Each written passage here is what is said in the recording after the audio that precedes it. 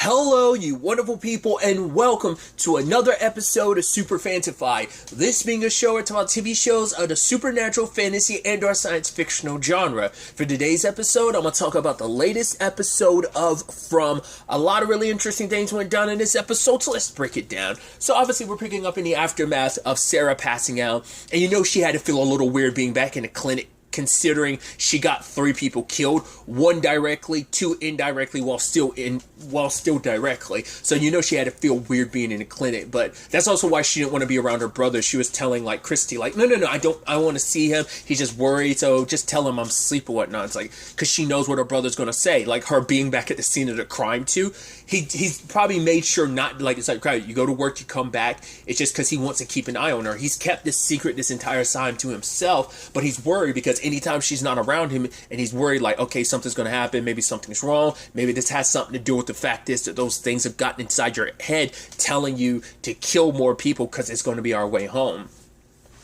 And so those words are still going over and over and over again in her head. Kill the boy. All it did say was kill the boy, but maybe she heard their words saying, kill the boy, everyone gets to go home. Because that's the message has never been, I wonder, has the message ever been that verbal before? I mean, that like carved into her skin. Granted, it's just also in her head.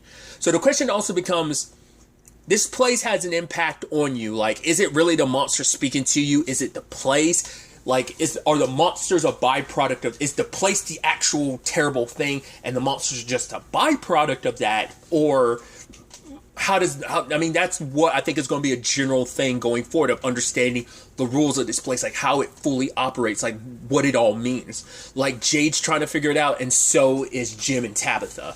But because they did present something interesting, at least Boyd does, where he asked Christy, like, could this place be having an effect on people? Ethan had a seizure, and then all of a sudden, so did Christy. Not Christy, Sarah. Ethan had one. It was like, maybe it was because of his circumstances, but now Sarah's having one too. He's kind of got tremors going on, and Christy's like wondering, like, oh, do you want me to check that out? The way he talks about it later on, it seems like it might be a Parkinson's type of situation, maybe. Because he says, like, his dad had it, now he has it, and then, you know, like, it's only a matter of time. It's like a ticking clock. So my immediate thought was, like, Parkinson's, but we'll have to wait and see. And that's so sad, the whole Christy and Sarah thing, because Sarah asked a hypothetical question, and knowing that it's not hypothetical, you're hoping that Christy would say no, because, you know, it's like, right, you're saying it's hypothetical, but who's to say there wouldn't be another way, so I'd say no.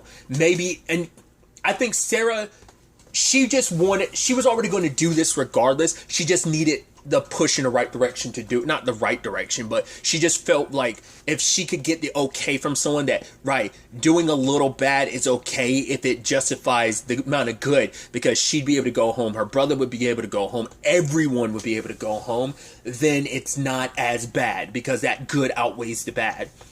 And that's what also hits Christy the most. It's like, I kind of gave her permission to do it. It was never your intention. You thought you guys were talking hypotheticals. You didn't think much of it. The only person who knew what she did was Nathan. So, like, how could you have really known? You know? Because no one's ever done something like that in this place. Like, it seems like it's been accidents and carelessness that have gotten people killed in here. It's never been a direct correlation of someone else killing someone, at least that we're aware of. So of course your mind wouldn't even go with that, because it's like, right, why would you? We're all in this together, we're all in the same circumstances, we are kind of a big family, so it's like, we're in this together, so why would you even consider like Sarah would do something like that? That was the bad thing she was referencing. Because they'd actually talked a little bit about their past lives. It's like, she even brought up the whole thing of like, oh, you and Kenny would make a cute couple, but it's complicated because she has a significant other back home. It's like, oh, not just a significant other, a fiance. It's like, we were engaged and everything. You're like, whoa. So of course there would never be a whole you and Kenny thing, but also for her, it's like, yeah, but she might think I abandoned her and left her, you know, that's got to be heartbreaking.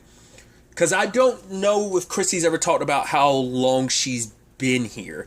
Enough until the point that, you know, once again, back in episode 1 or 2, I don't remember which one it was, that she was talking to Jim and she was like, oh, funny, you talk about it like that's still your thing. And then Boyd had to be like, Christy, stop. Like, we're supposed to be easing him into this. Like, but it's like, right, Christy's like, yeah, talking about things like it's still present day it's funny because there's no escaping this. And what becomes your present quickly becomes your past in this type of place. So she's been here long enough for that type of mentality to sink in, essentially. And it is a sad thing that, Nathan wishes he had done something sooner, but it is his sister. He's like, he knew that if he told anyone, he's like, that's why he didn't bring it up to the sheriff or anyone else, because they've never had to use the box until Frank. So now it's like, no, we now know that that's a serious thing. So that's also the byproduct of it. He didn't tell anyone because he thought his sister was going to get in trouble, which she would have, rightfully so. Let's not mince words. She killed 3 people and attempted to kill a 4th person. It was more so like she directly killed one, like I said, indirectly, but it's like, let's cut the pretense. She straight up killed 3 people. So, like, she would have gotten a box. Frank kind of, with his inactions, got 2 people killed, his wife and his daughter, so of course she'd get the box. But that's the thing. He never said anything because he didn't want that thing to happen to his sister. He already knew she'd get in trouble. The box was a threat. Now they know, the town knows that the box is a threat that isn't just a threat, it's a promise that you screw up bad enough, if you're negligent or you just do something, you will get the box.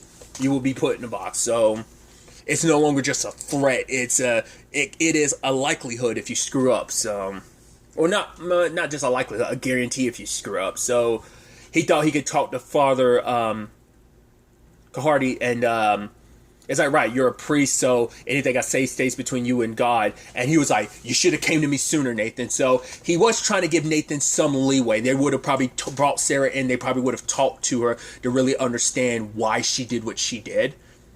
And the sad thing is, she kind of was nice to Ethan and stuff, and that's what made it harder, because I think she wanted to kind of get to know, well, it was all part of the plan to kind of lure him away.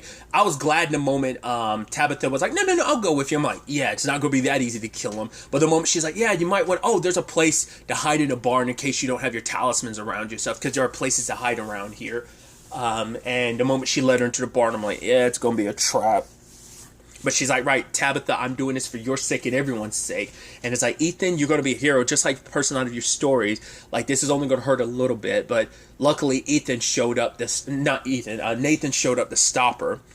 In the process, she ended up killing her brother.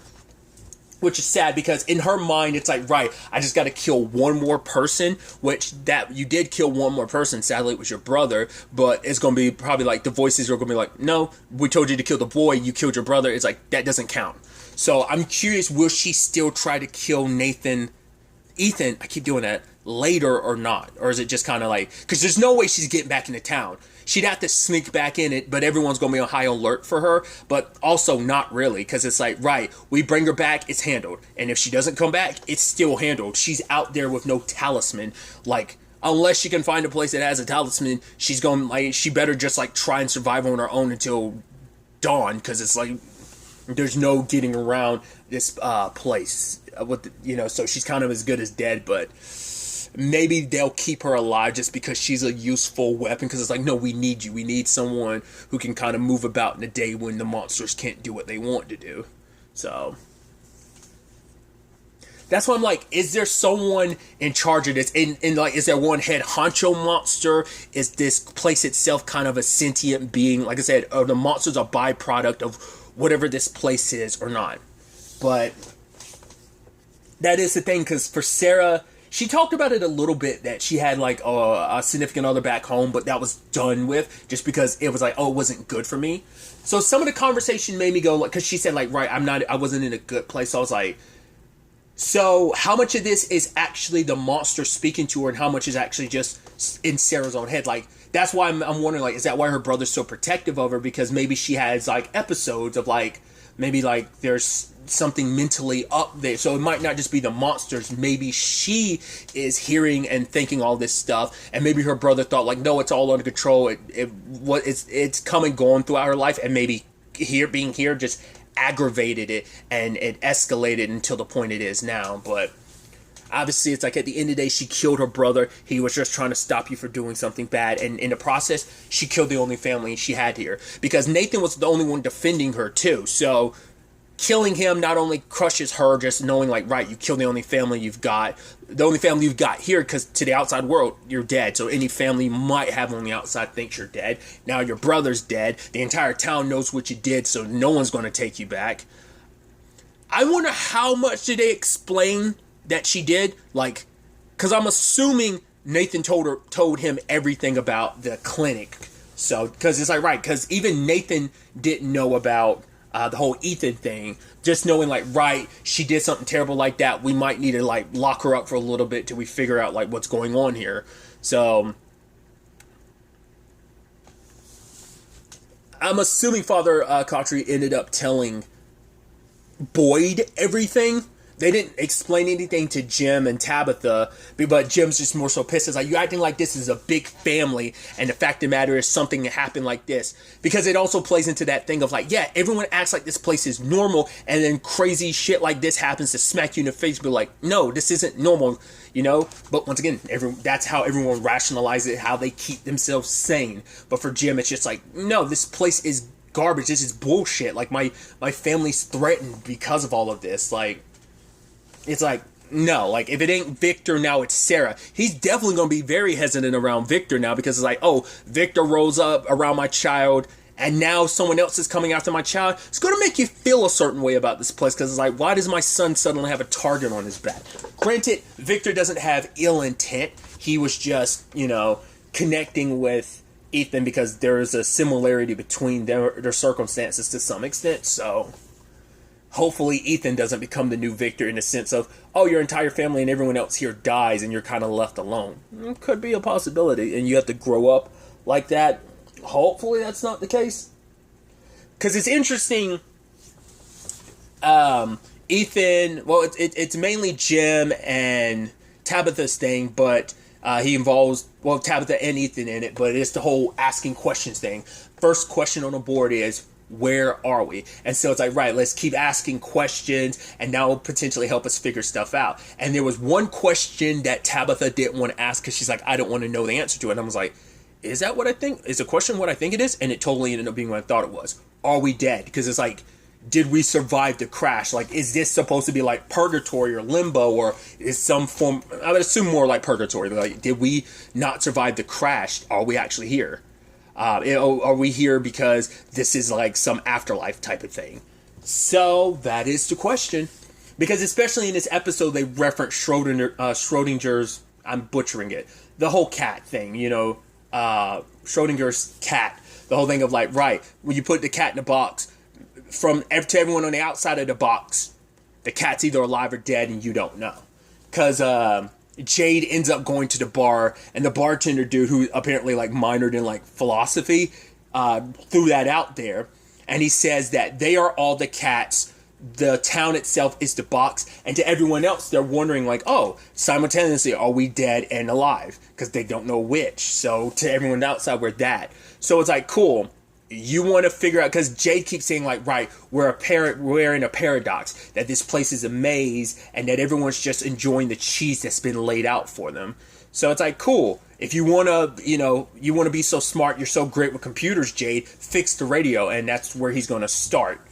Because the radios are something, like obviously like them kicking on like they did. I mean, this episode it ended up being a signal for Boyd, but what does that mean? Like, why are these, is there some commonality from what they play and how often they activate? Is it the same time every time? Like, could you even get a signal out of this place? What, like, I'm assuming someone has tried before. Maybe it's just that no one knows enough about tech. Even something as retro as, a radio like that. Maybe no one's known anything enough to be able to fix it, because it's like, has no one really tried up until now? But Jade believes himself to be the one who figures it out. Which you can't forget, Jade saw some stuff too, so that kind of goes back to my point. Like, was it all in Sarah's head, or is this place, like, putting stuff in her head? Like, why did Jade see what he saw? So, I don't know. Because we also tie into all this that Boyd has a plan. He's reluctant to do it because he's like, if I do this, whatever he has planned, I can potentially get all these people home. But if I fail, these people are going to be worse off than they were. And I'm like, what does that mean?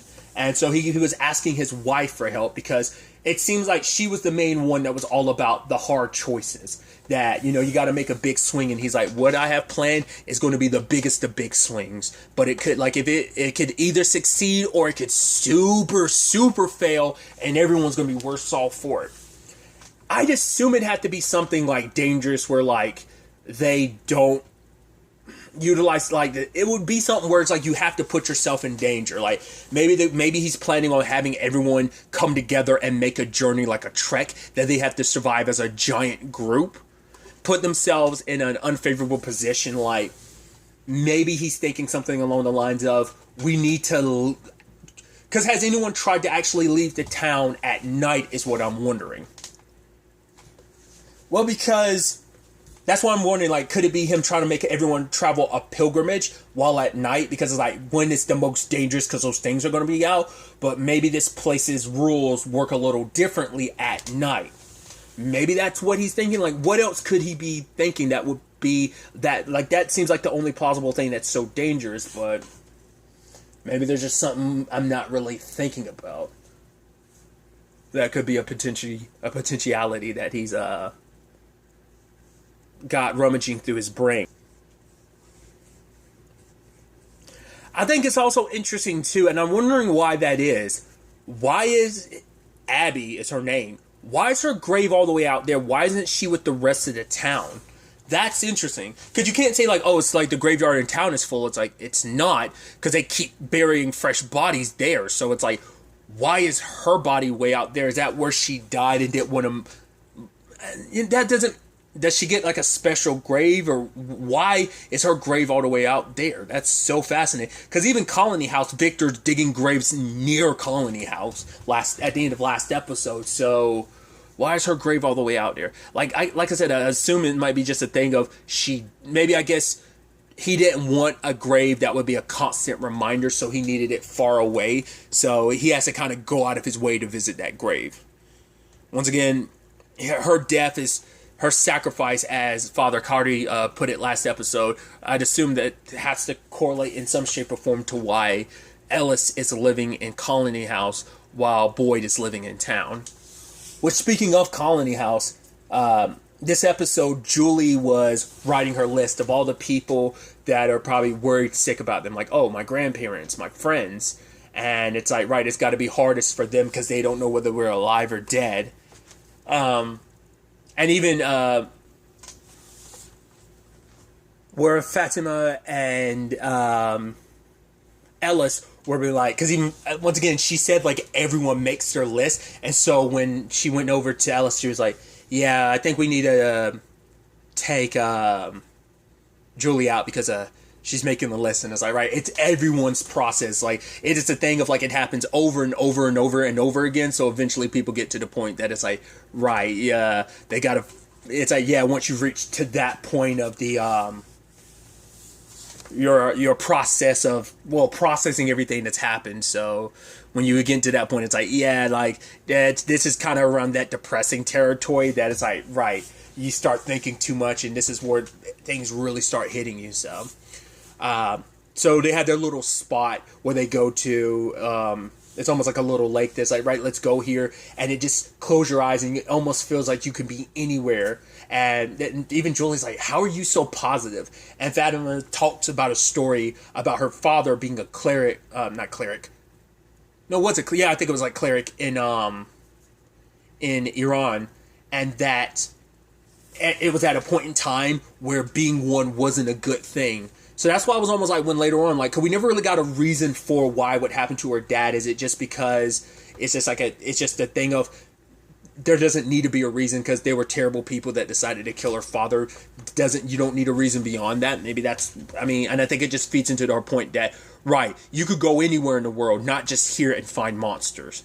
But she had talked about like how, like she had older brothers, a dad and a mom, and that they were just laughing. And in one instant, it all like turned sideways, that some bad men came to her house, dragged her father out. She said all I heard was a pop like a firecracker. They shot him. They killed him.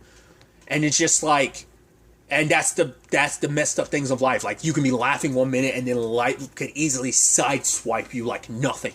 and turn your life completely upside down. But in that moment, she had made it a choice that she would never let any monsters in the world ever take her life from her. So that basically she's going to live her life to the fullest, because you never know what tomorrow is. So, but she's not going to live in fear. Because there's the conversation that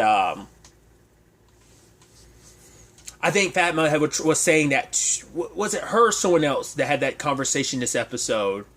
Oh, it was I think it was Sarah and Tabitha, the conversation about, like, it's okay to be afraid. And she's like, yeah, everyone keeps telling me about that. She's like, that's literally the only thing everyone here can agree on. It's like, it's okay to be afraid, freaked out, for it to be a lot.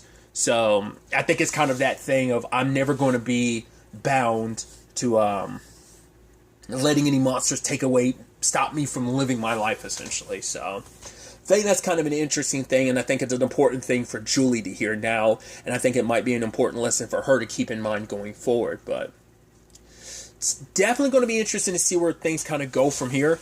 I'm curious, well, because once decisions have been made, there's no, like, changing your mind. Even though Julie's kind of felt like, oh, maybe I picked the wrong, maybe I shouldn't have come to Colony House, but she's learning stuff that I'm sure she is appreciative of, and it, like, being away, like, right, Fatima said, like, right, there are no, like, there are simply choices. So you chose what was right for you, and I think it will be in the long run. But I wonder, will her parents try to convince her to stay home now after everything with Ethan? Probably not. Obviously, Julie's going to be worried about him, but she'll probably stop by a little bit more often. Or at the very least, they'll let Ethan go see. Well, there's also, like, the whole Victor thing, so I'm sure that's going to rub Jim the wrong way, but we'll see. But it's definitely going to be interesting to find out where the next episode takes us going forward with all of this. But really, that's all I'm going to talk about. Till the next time we meet, be happy, be safe, live life to the fullest, and enjoy it. Good day, and goodbye.